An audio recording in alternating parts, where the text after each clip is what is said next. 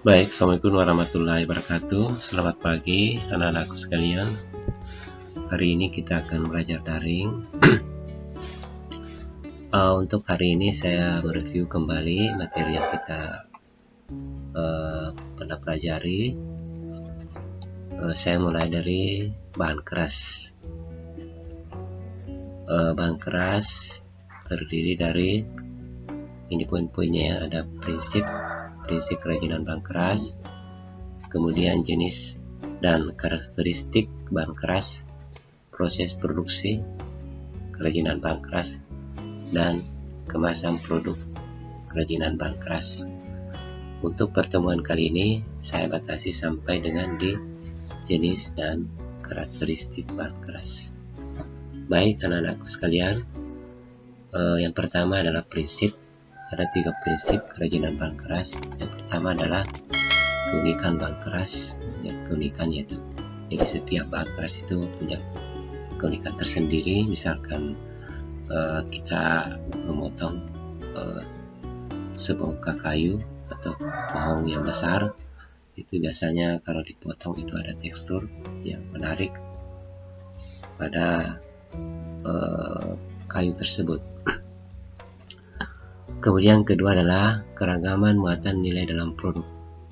Ini terbagi lagi menjadi 4 ya. Ada produk dengan nilai fungsional, kemudian produk dengan nilai informatif, produk dengan nilai simbolik, dan produk dengan nilai prestis.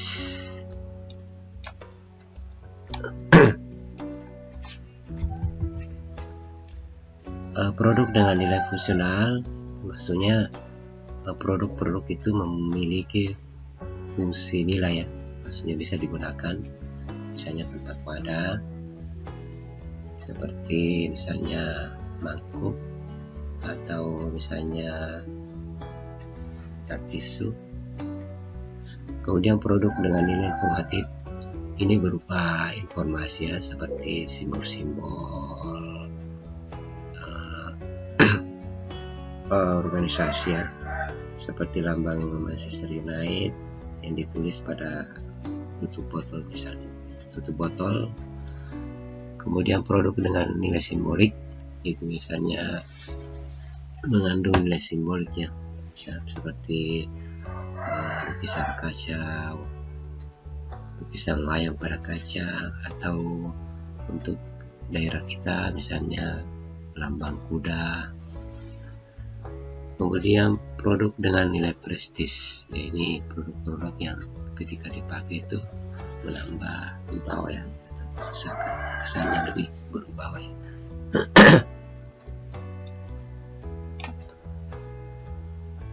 Kemudian yang ketiga tadi adalah aspek rancangan dalam produk kerajinan.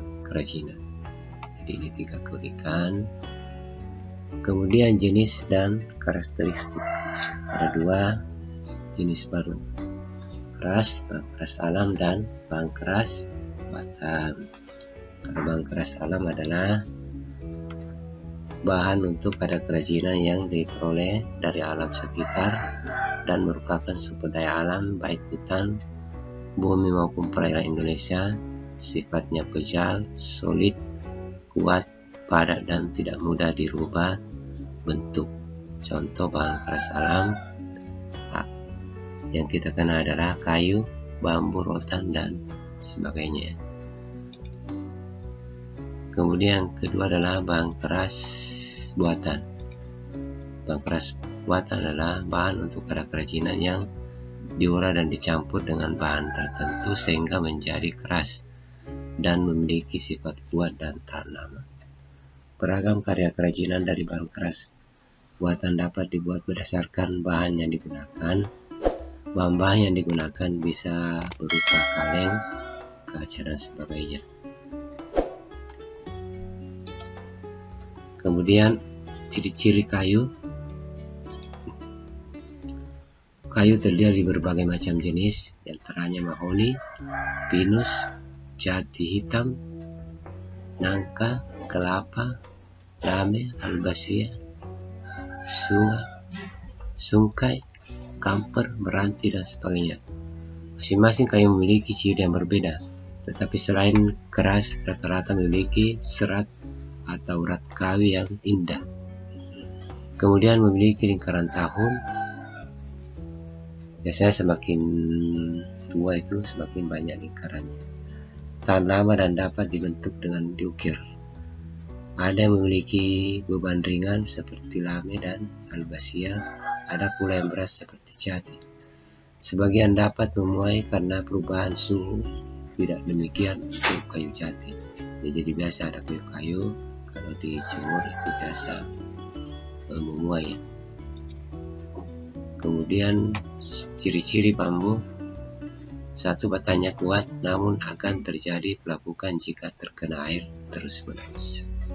Yang kedua, memiliki rongga dari ukuran 1 cm hingga 20 cm, sehingga dapat dibuat sebagai wadah dalam kerajinan.